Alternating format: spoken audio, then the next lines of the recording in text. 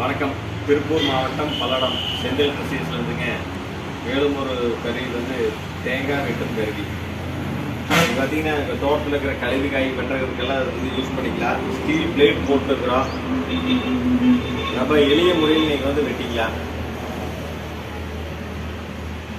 தேவைப்படுவோர் தொடர்பு கொள்ளுங்க. எல்லாம் அனுப்பிச்சி வைக்கிறோம் தமிழ்நாடு முழுசுமே. நன்றி, வணக்கம்.